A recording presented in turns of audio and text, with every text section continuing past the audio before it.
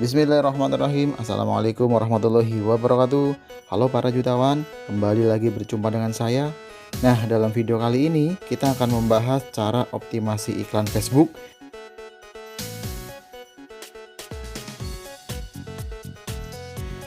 Tahap optimasi ini adalah hal penting dan harus teman-teman lakukan berulang.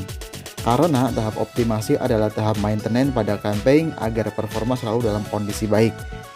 Prinsip sederhananya dari optimasi iklan adalah menaikkan budget harian dari adset yang performanya bagus atau istilah lainnya scale up, dan mematikan atau turunkan budget harian adset yang performanya kurang bagus atau istilah lainnya adalah scale down.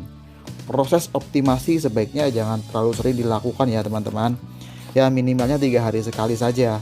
Karena ini berkaitan dengan algoritma Facebook yang butuh waktu 3 hari untuk mencarikan data seperti yang kamu mau.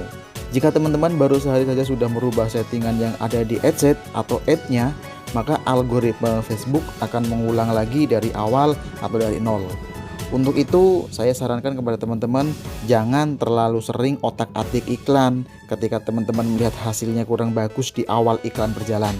Karena di 3 hari pertama, algoritma Facebook masih dalam proses belajar.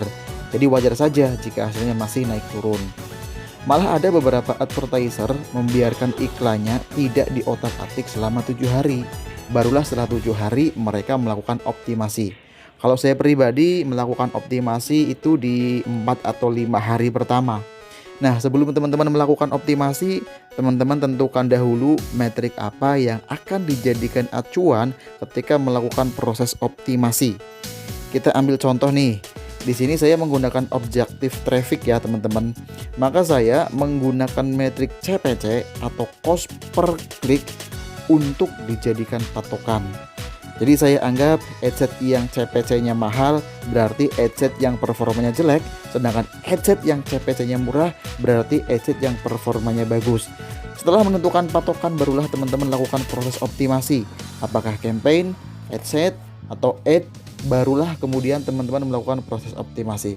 Seperti biasa, teman-teman masuk ke Ads Manager, pilih campaign yang ingin dioptimasi, kemudian masuk ke adset, rubah kolom tampilan dashboard ke preset performa, dan mulai perhatikan kolom cost per result. Setting CPC yang ingin ditampilkan dengan cara mengklik judul kolom CPR agar nilai CPC-nya tersusun dari nilai yang terkecil lalu ke nilai yang terbesar. Matikan atau perkecil budget harian adset yang CPC-nya mahal dan perbesar budget harian yang CPC-nya murah. Mengapa ada 2 opsi untuk adset CPC-nya mahal? Kalau iklan baru berjalan 3 hari dan CPC-nya mahal, teman-teman bisa turunkan budget harian sekitar 50%.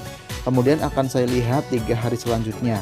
Jika CPC-nya menjadi murah, adset ini bisa dibiarkan tetap hidup dan lihat kembali performanya di 3 hari selanjutnya.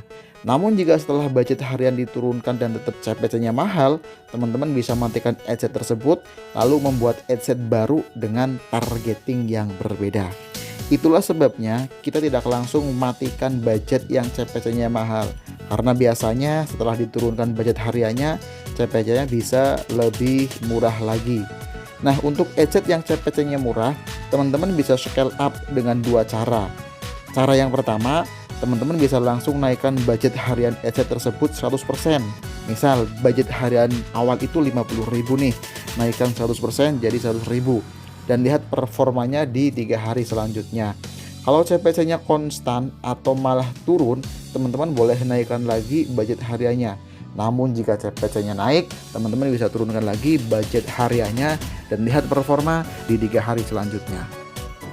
Jika setelah 3 hari CPC-nya masih naik juga, matikan adset dan buat adset baru dengan targeting yang berbeda.